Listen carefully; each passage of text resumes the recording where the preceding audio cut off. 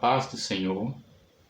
Estamos aqui continuando os nossos estudos na carta de 1 João, no primeiro e no segundo. Nós temos uma introdução e hoje nós estamos propriamente entrando na carta. Demos uma introdução falando sobre gnosticismo, falando sobre docetismo, falando sobre o autor da carta, sobre a data, sobre o local. E hoje estaremos entrando propriamente na carta. Estaremos lendo hoje o capítulo 1, do versículo 1 ao 4. Amém? O que era desde o princípio, o que vimos com os nossos olhos, o que contemplamos e as nossas mãos apalparam, isto proclamamos a respeito da palavra da vida. A vida se manifestou, nós a vimos e dela testemunhamos e proclamamos a vocês a vida eterna, que estava com o Pai e nos foi manifestada. Nós lhes proclamamos o que vimos e ouvimos, para que vocês também tenham comunhão conosco. Nossa comunhão é com o Pai e com seu Filho Jesus Cristo. Escrevemos estas coisas para que a nossa alegria seja completa. Ok? Eu errei aqui na leitura, eu falei o que vimos. O que vimos vem depois, né? Primeiro é o que ouvimos. Ok? O que era desde o princípio. João começa falando o que era desde o princípio. A 1 João começa igualzinho João capítulo 1, o Evangelho de João. No princípio era o Verbo, que também se inspira em Gênesis capítulo 1, versículo 1. No princípio criou Deus os céus e a terra. Então, João fala assim, o que era desde o princípio, dependendo da tradução, o que existiu ou o que existia desde o princípio. Ele não está falando o que existia a partir do princípio, mas é o que existia desde o princípio. Por que não a partir do princípio? Porque a partir do princípio, por que não a partir do princípio? Porque Jesus, não começou a existir a partir do princípio. Ele já existia antes do princípio. A sua existência é co-eterna com o Pai, ou seja, ele é igualmente eterno com o Pai. E essa coexistência é o que João está dizendo quando ele fala o que era desde o princípio. Entendeu? Falamos da pessoa real e autoexistente. Esta afirmação se assemelha de Gênesis 1:1, João 1:1, como nós já falamos. Mostra o tema que João pretende abordar. Ou seja, essa introdução já começa a revelar o que João pretende abordar em toda a sua epístola. Ok? Então, nesses 4 primeiros versículos que nós ainda vamos estar comentando com os irmãos, são 4 versículos que vão estar em João dando uma luz sobre o que ele vai prosseguir diante desenvolvendo, né? Então ele diz mais, o que vimos, errando de novo, o que ouvimos, o que vimos com os nossos olhos, ou com os nossos próprios olhos, o que contemplamos e as nossas mãos apalparam. Então ele está dizendo, o que nós vimos, o que era desde o princípio, foi o que nós vimos. Aquele que já existia antes da criação do mundo é o que nós vimos. E nós vimos com os nossos olhos, nós ouvimos ele falar. Nós ouvimos ele dizer, ele se expressar com os nossos próprios ouvidos e as nossas mãos tocaram nele. João fala no plural. Ele era representante lá daqueles, todos aquela geração de discípulos, dos primeiros discípulos, não apenas dos 12 apóstolos, não apenas dos 120 discípulos, dos quase 120 discípulos que estavam, mas de toda uma geração de muitos discípulos que seguiram a Jesus de perto, que tocaram em Jesus, como aquela mulher do fluxo de sangue que tocou na orla de Jesus. Ou pessoas que foram tocadas por Jesus, né?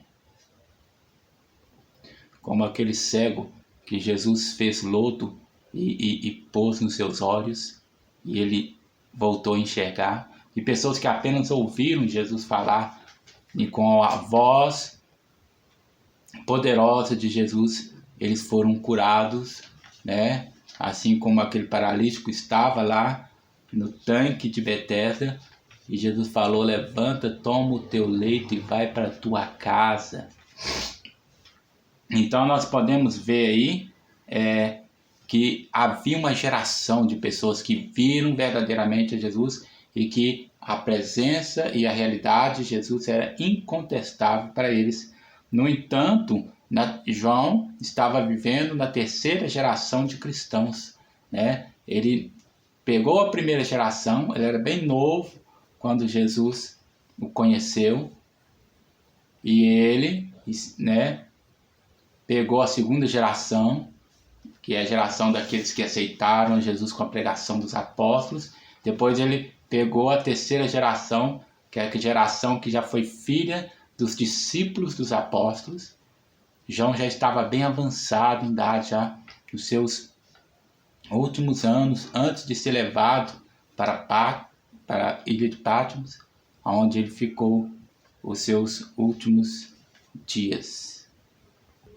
E sendo agora João também um dos últimos apóstolos. Então, quando João fala, ele não fala o que eu vi, ele fala o que nós vimos, porque ele é representante de uma grande nuvem de testemunhos que contemplaram a verdade de Deus, a realidade de Deus manifestada através da pessoa de Jesus.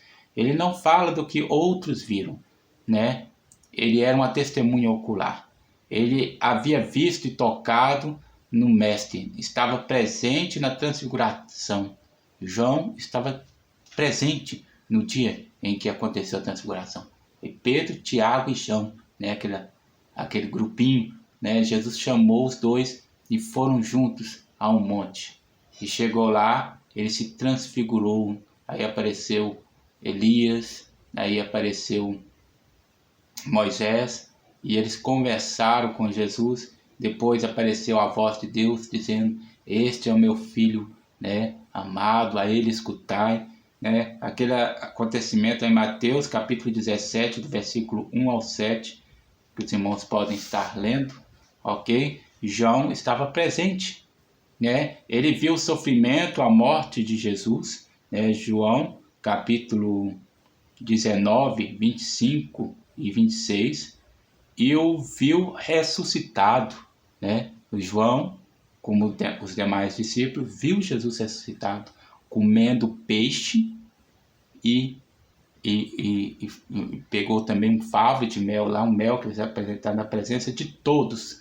Por quê? Porque ele se apresentou e os discípulos tiveram dúvida, né? E aí ele então pediu algo para alimentar, ele comeu na presença de todos. E não foi a única vez, uma vez eles estavam pescando e Jesus chamou eles, e aí eles não reconheceram, eles olharam assim, João olhou e falou: olha, é um mestre. E aí Pedro foi, se cingiu, pulou na água, e quando estavam chegando, eles puxou a rede, eles reconheceram que era um mestre. Por quê? Porque eles não estavam conseguindo pegar. E Jesus falou: lance a rede em tal lugar. E a rede veio cheia, eles falaram: é só o mestre que faz isso, né? Ok? Sobre esse fato da pesca, você vai ver ali no último capítulo do livro de João, é que você vai ver este relato dessa pesca maravilhosa, né? E João estava ali presente, comendo peixe na presença, né? Em Lucas 24, 36 a 43, é que vai relatar essa questão de Jesus comendo peixe na presença dele. Em Atos 1, do 8 a 11, ele viu Jesus sendo elevado aos céus. E ele viu Jesus sendo elevado aos céus em corpo físico. O Jesus não morreu ali, ou ele viu um espírito voando para as nuvens, não. Ele viu, Jesus estava dando as últimas instruções, quando Jesus falava, vai ficar em Jerusalém até que do alto sejais revestidos de poder. Enquanto Jesus estava dando as instruções finais, ele começou a se levitar e foi elevado aos céus até que uma nuvem cobriu. E aí apareceu 2 anjos, né, que a Bíblia chama de varões, vestidos de branco. E eles falaram, da mesma forma como vocês viram estes homens, vocês viram Jesus indo ao céu, da mesma forma ele voltará.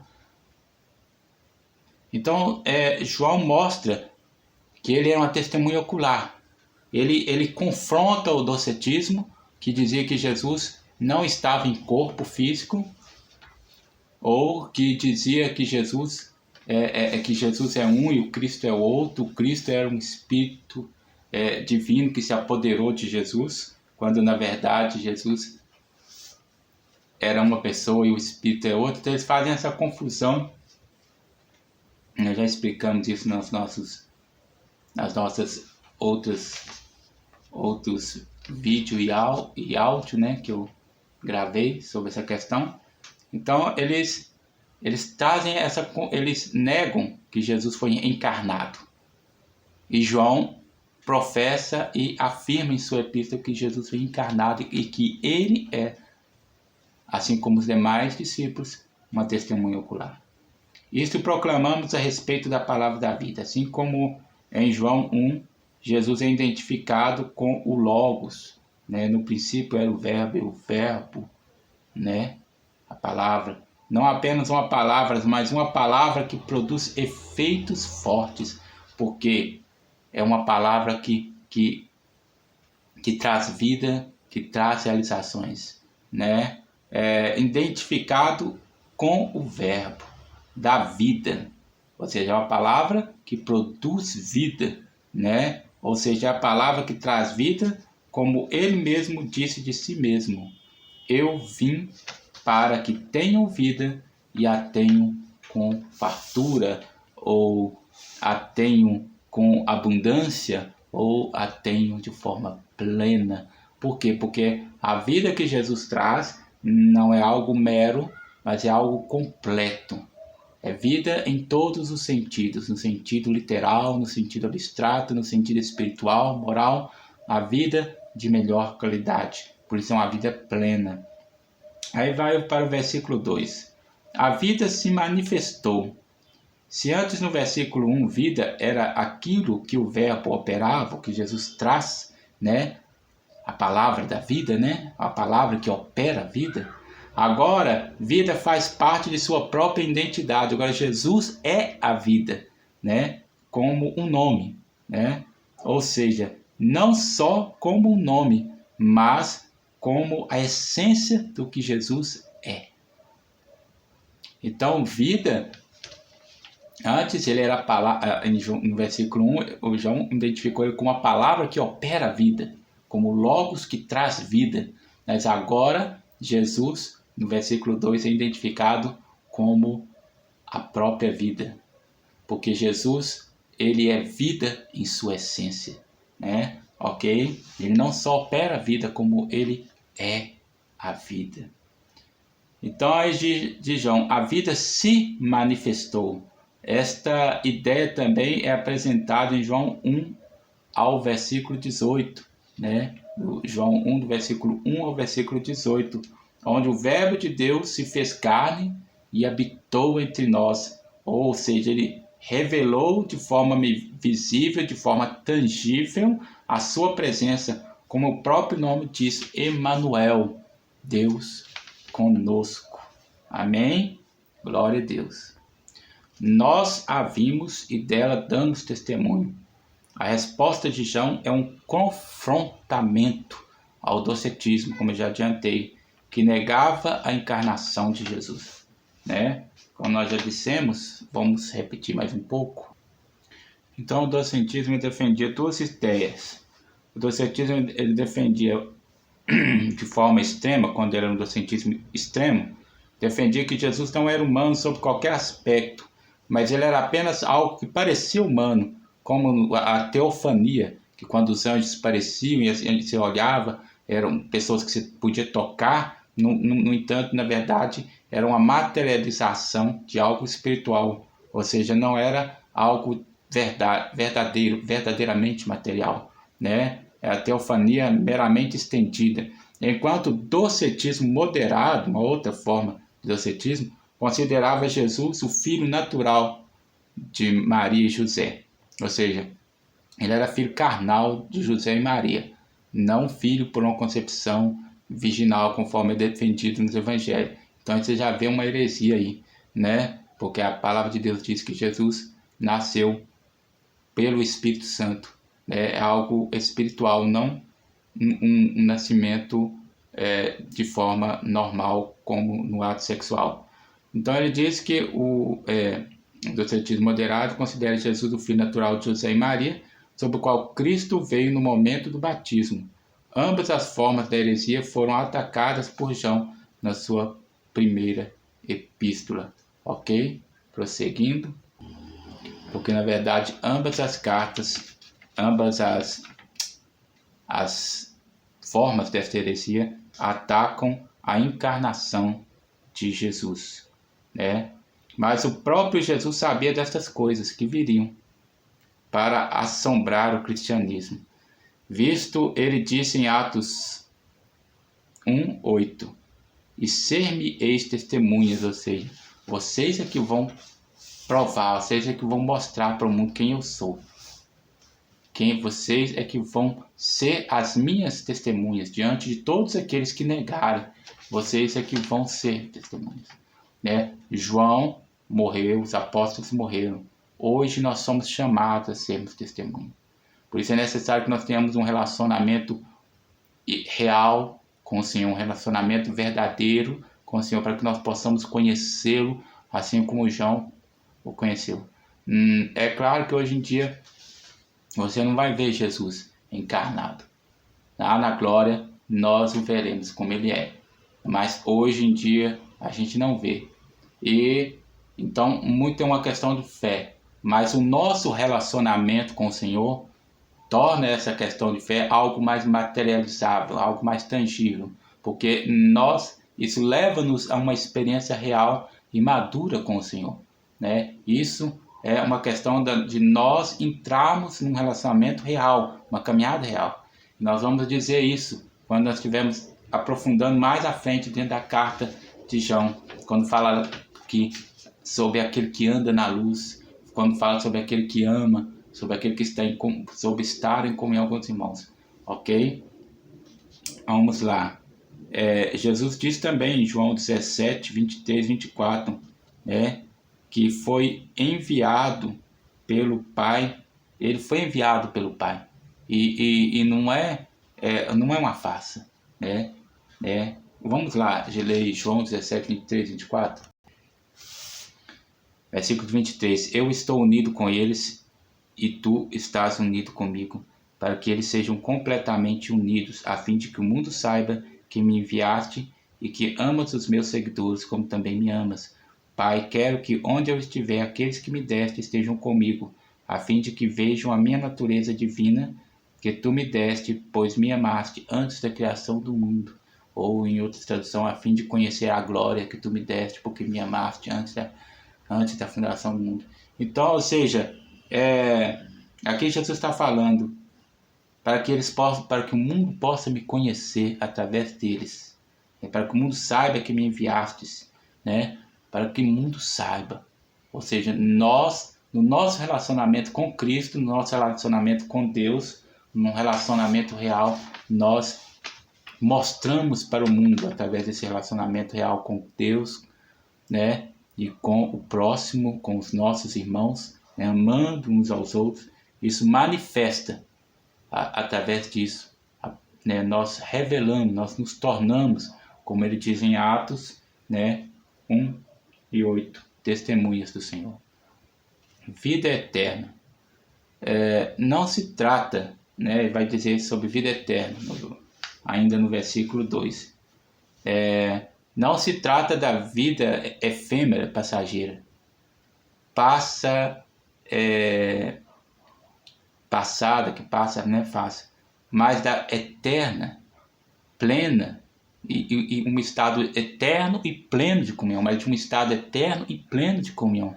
Quando Jesus fala de vida eterna, a vida eterna não é simplesmente viver eternamente, porque o espírito não morre.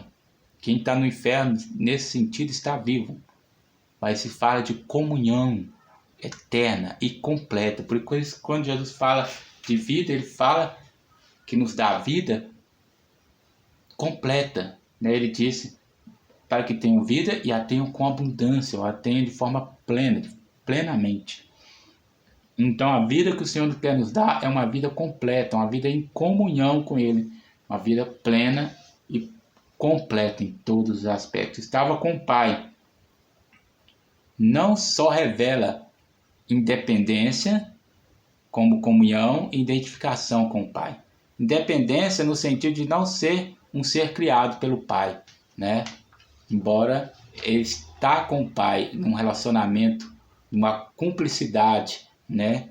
E nesse sentido ele não seria independente porque há uma cumplicidade, mas é independente no sentido que ele não é criado pelo Pai, né? Comunhão, aí vem a questão que eu falei da cumplicidade. Comunhão, pois ao mesmo tempo está em harmonia de coração com o Pai, né? Eu e o Pai somos um. Identificação, pois é igual ao Pai e ao Espírito Santo, porque Ele é Deus, né? Vamos lá no versículo 3. Para que vocês também tenham comunhão conosco, né? A comunhão é um tema que vai ser desenvolvido, né? À medida que nós vamos aprofundar nos estudos, João está falando sobre comunhão na epístola. Quando ele fala sobre andarmos na luz, ele diz: se andarmos na luz, como ele na luz está, temos comunhão uns com os outros, e o sangue de Jesus Cristo, Filho de Deus, né, nos purifica de todo pecado. João 1, versículo 7. 1 João 1, versículo 7. Quando ele diz mais: quem afirma estar na luz, mas odeia seu irmão, continua nas trevas. 1 João 2, 9. Quando ele fala sobre amor, também vai estar falando sobre comunhão. Amados, amemos uns aos outros, pois o amor procede de Deus. Aquele que ama é nascido de Deus e conhece a Deus. 1 João 4, versículo 7. É bom, irmãos, entender. No versículo fala assim: amados, amemos uns aos outros, pois o amor procede de Deus. Aquele que ama é nascido de Deus e conhece a Deus. Primeiramente, a gente tem que entender isso. O versículo fala que aquele que ama conhece a Deus e é nascido de Deus. Aí, se você pega esse versículo e lê ele fora do contexto da cristandade, fora do contexto da igreja, fora do contexto daqueles que estão em comunhão com Cristo, dos discípulos de Cristo, qualquer pessoa que tem um temperamento amoroso, efetivo, vai pensar então nesse sentido ele é um enviado de Deus, ele é nascido de Deus, né, como o versículo diz. E não é isso que o versículo está dizendo, porque o versículo está dizendo dentro de um contexto, né? Entenda que amor aqui é dentro do contexto da família cristã, dentro do contexto da cristandade, da igreja, e se refere no amor produzido em nós como fruto do Espírito Santo. Falar este versículo fora deste contexto pode induzir o pecador afetuoso, aquele que tem um afeto, que é uma pessoa naturalmente amoroso, legal, né? Mas longe de Deus, ele é afetuoso, é uma pessoa legal, uma pessoa simpática, mas é uma pessoa que não quer saber de Jesus, não quer saber de Deus, mas é uma pessoa muito boa, muito gente fina, né? Ele vai se enganar a respeito de sua realidade espiritual, até pensar que é salvo. Então, não vamos descontextualizar o versículo. Esse versículo está dentro do contexto da cristandade. Amém? Glória a Deus. E vamos adiante. Nossa comunhão é com o Pai e com seu Filho Jesus Cristo, disse João. João mostra o seu status, né, de sua comunhão, status de sua comunhão. Ter comunhão com os santos é ter comunhão com o próprio Deus. Ter comunhão com os santos é ter comunhão com o próprio Deus, né? Porque João disse antes, o que ele disse? Ele falou o seguinte: ele diz o seguinte: para que vocês também tenham comunhão conosco. Aí completa: nossa comunhão é com o Pai e com o Filho Jesus Cristo. Ou seja, vocês querem ter comunhão, tenham comunhão conosco. Porque vocês tendo comunhão conosco, vocês têm comunhão com o Pai e com o Filho. Ou seja, o status, ou seja, ter comunhão com os santos é ter comunhão com o próprio Deus. Né? E hipocrisia é você dizer que tem comunhão com Deus e não tem comunhão com a igreja. Ou seja, eu estou bem com Deus, eu não estou bem com esses crentes, não, mas com Deus eu estou bem. Eu continuo servindo a Deus, orando a Deus, fazendo minhas orações, né? Só que tem um problema, né? Como diz João, como você pode dizer que ama a Deus que você não vê e ama e não ama o próximo que você vê? É hipocrisia dizer que está em comunhão com Deus se não está em comunhão com a igreja do Deus vivo. E o versículo 4, ele vai dizer: eu tenho dito isso para que a nossa alegria seja completa. Nossa alegria ou vossa alegria é um texto que no original tem uma certa dificuldade de interpretação. Você está falando nossa ou vossa, mas é uma observação um pouco irrelevante, né? Para que a nossa alegria seja completa, porque tanto a alegria de João quanto a alegria dos irmãos que estavam ouvindo, né? Sim, porque ele disse, eu tenho dito isso para que a nossa alegria seja completa. Penso eu, sim, porque aqueles que infestavam a igreja com heresias traziam um incômodo na alma de João, que deixava o apóstolo triste, de forma que seu espírito, sua mente e seu coração não se podia alegrar totalmente, poderia descansar totalmente, né? Um pastor amoroso e dedicado ao rebanho não se tranquiliza, nem fica indiferente diante de uma igreja enferma ou de cristãos fracos e sem raiz sendo atacados por falsos profetas, né? Um pastor, um homem de Deus dedicado ao povo de Deus, ele se sente incomodado, ele se sente, quando ele vê que algo está acontecendo com um dos irmãos, com a igreja, começa a se incomodar. Ele tem que ir lá tomar uma postura e falar alguma coisa, dizer alguma coisa, para que ele possa, a alegria tanto dele quanto a do irmão que está sendo atormentado, possa ser uma alegria completa. Ele só sente-se completo, com gozo completo, com alegria completa, quando ele vê que os irmãos estão também desfrutando dessa alegria e não estão sendo fermentados pela falsa e pela má doutrina, pela enferma doutrina, mas está sendo alimentado pela sã doutrina.